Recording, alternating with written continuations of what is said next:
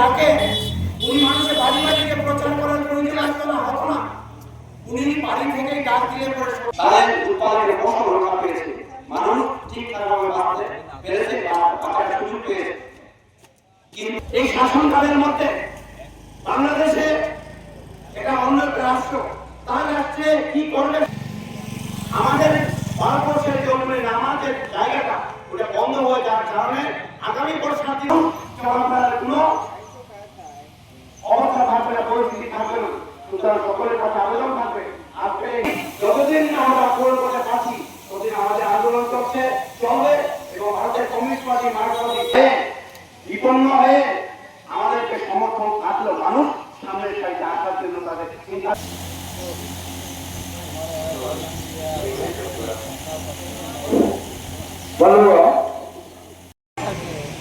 এই হাওড়ের বাঁধ যদি ভেঙে পড়ে, হাওড়ের মানুষ উৎপাদিত ফসল নষ্ট হবে, বাড়িঘর নষ্ট হবে, থাকার কোনো অধিকার পাবে না।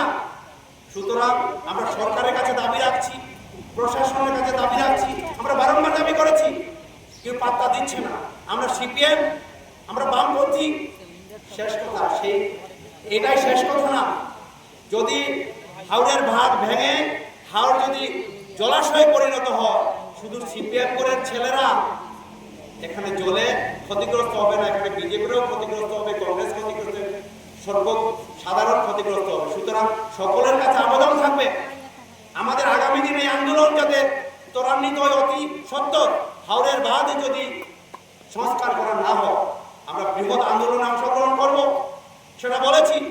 দ্বিতীয় যে দাবি আমাদের, দ্বিতীয় দাবি হচ্ছে প্রকৃত গরিব যারা আছে তাদেরকে আইওআই গড় প্রদান করতে হবে, পিএমএওয়াই গড় প্রদান করতে হবে। আপনারা জানেন গত কয়েক মাস আগে আমরা বিডিওর কাছে ডেপুটেশন দিয়েছি, এইচডিএম ডেপুটেশন দিয়েছি, আমরা ডিএম মহোদয়ের কাছে আমাদের কথাগুলি জানানোর চেষ্টা করেছি। ওনারা বলেছেন আমাদের দাবি বাস্তবতা আছে, কিন্তু এখন অব্দি বাস্তব রূপ আমরা দেখতে পাইনি। এখানে রাজনীতি চলছে, সিপিএম যারা করেন, বামপন্থী আন্দোলনের সঙ্গে যারা যুক্ত আছেন, পঞ্চায়েত থেকে তাদের করে জিও ট্যাগিং করা হয় না। আমরা বাজারে করে কি বাজার থেকে কিছুটা কেনার অধিকার আমাদের নেই? মানুষ রাস্তায় চলাফেরা করতে পারে না। এখন ত্রিপুরা রাজ্যে এমন একটা অবস্থা চলছে, আপনি যদি প্রতিবাদ করেন রেগার কাজ করার পরে আমি কেন রেগার টাকা পেলাম না, এটা যদি আপনি প্রশ্ন করেন, আপনি বাড়িতে ফিরে আসবেন এমন আশা আপনি রাখতে পারেন না। বর্তমানে ত্রিপুরা রাজ্যে গণতান্ত্রিক অধিকার সকলের নেই, গণতন্ত্র বিপন্ন এমন একটা অবস্থার মধ্যে আমরা আছি। এই ত্রিপুরা রাজ্যে বসবাস করতে গেলে বিজেপি করতে হবে।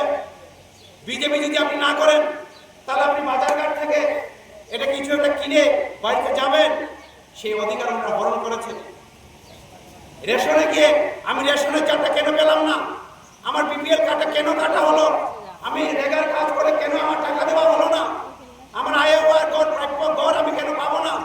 এখানে দুতলার বাড়ি যারা ফাউন্ডেশন, চারতলা ফাউন্ডেশন দিয়ে গড় করেছে, তাদের জন্য আইওআই গড় হয়, বিডিও মহোদয় তাদের জন্য স্যাংশন করে দেয়, ডিএম মহোদয় তাদের জন্য গড় তৈরি করে দেয়। সিপিএম করার অপরাধ অনেক মানুষ আছেন, গড় পাচ্ছেন। আমরা বিডিও মহোদয়কে বলার পরেও কোনো কার্যকারিতা নেই।